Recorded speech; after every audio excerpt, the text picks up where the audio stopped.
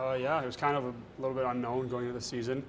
I wasn't sure what team I was going to be on, but I was happy enough to stay in Henderson. And then, yeah, I think we picked it up as a team as the season went on, and that just led to all the guys succeeding more, and then kind of got comfortable in the league, and then it translated to success. But I think we're going to start off pretty good this season.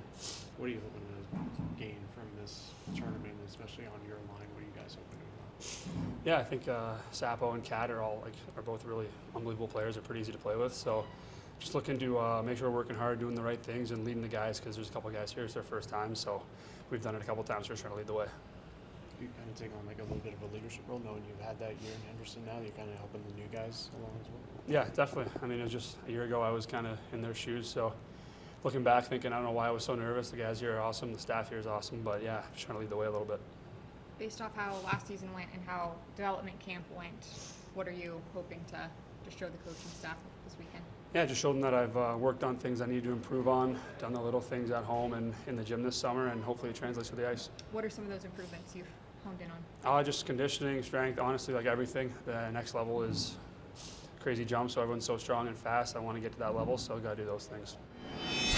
Talk about this camp and just, how it's been and what you want to get out of it.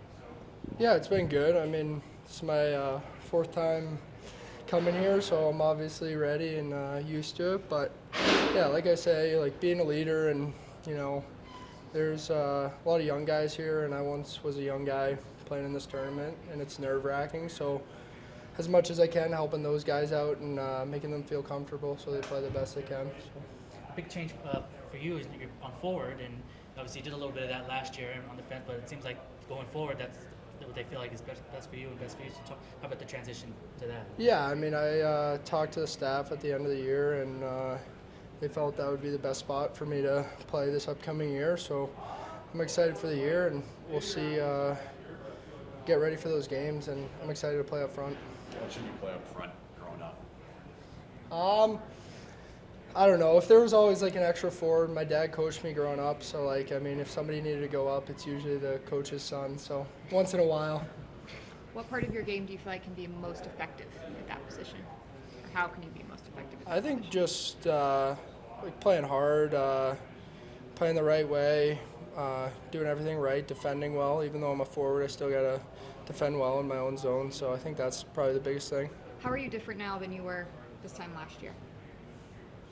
I would say older, more mature.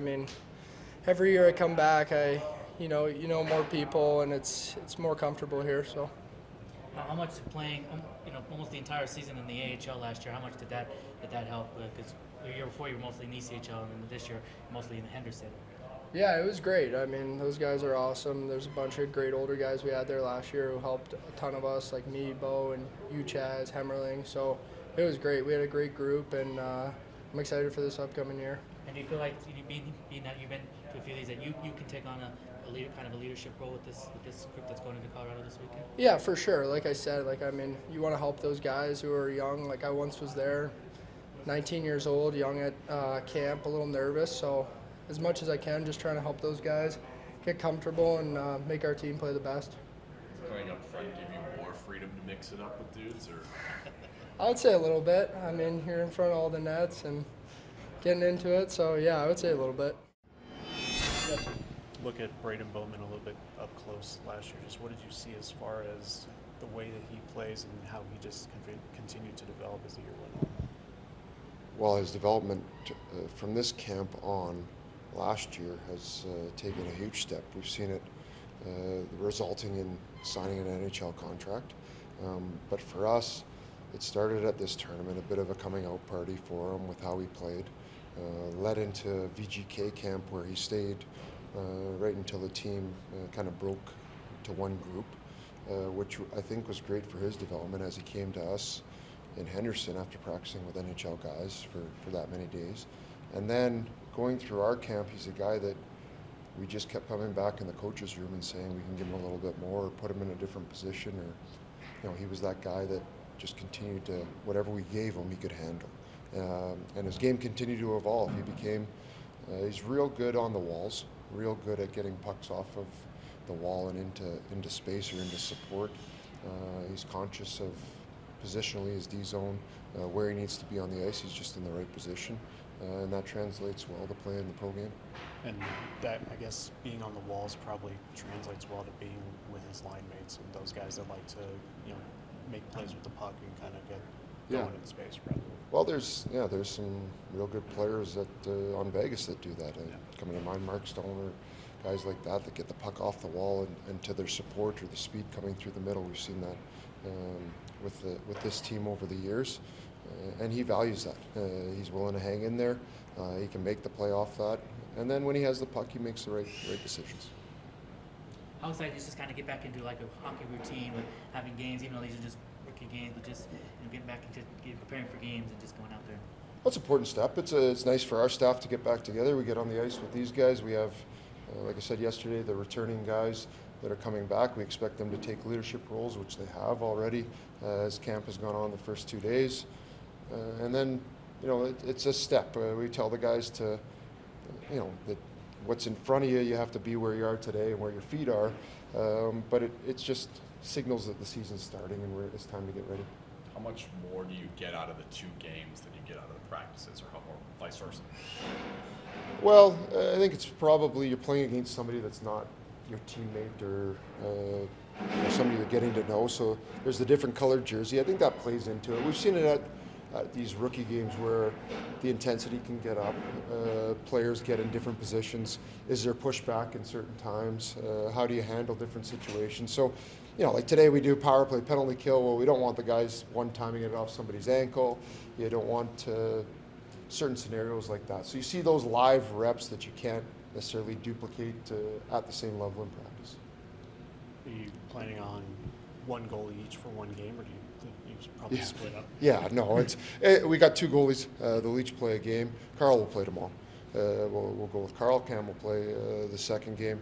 Yeah, we're not going to switch them on the fly or any periods like that. But no, it's good for those guys to get up, and especially early in camp, you get a full game to get going. Probably better than in years past having more than 2 and then having to split them up and figure Well, it out. I think we always tried to give somebody, them full games if we could. We're conscious. We want to give players the best, chance to succeed. And usually, as a goaltender, even if it doesn't go well early, we want to see them fight and battle and try to battle back. Or if they're playing well early, you'd like to see them try to finish the game. So there's scenarios like that come into play. But it's real simple here. There's 2 guys. Each guy will play a game. There's a little bit of an approach where the years past you've had 3 games to kind of do this. Now you're only going to have the 2, so that, making sure that people get minutes in the game. 1 extra practice, so that we benefit probably from that because the way it's gone before with the 3 games, you have the day in between. You don't necessarily get a ton accomplished because you're playing 3 and 4 nights or whatever it ends up being. So good to get 2 days of practice. We go up there, we play at 3, we play at 1. So it's just basically game day, show up and get playing. So like I said, excited to see what the guys do. We're not going to give them too much, but we tried to lay the groundwork for as we move forward here. When you make the lines, what are you looking for? Are you trying to put guys together? Are you trying to put guys in certain situations? What specifically are you looking for some of those? Well, that's not just me. That comes from Will Nickel, part of that, guys that are running development camp here. There's conversations that go into that. I think we're trying to put guys in the positions they're comfortable in, especially guys that this is their first rookie camp, first NHL experience of putting on that jersey, getting into this. It goes back to trying to put them in the right places to succeed. But then as you go through it, if a guy's going, we saw it last year with a guy like Braeden Bowman, a guy like Sloan Stanek, who had real good tournaments, and that carries forward. So, hey, we'll capitalize on that with those guys. We're still trying to win the game.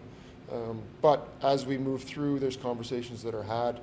Somebody might sit out the second day just so you can get somebody else in with development.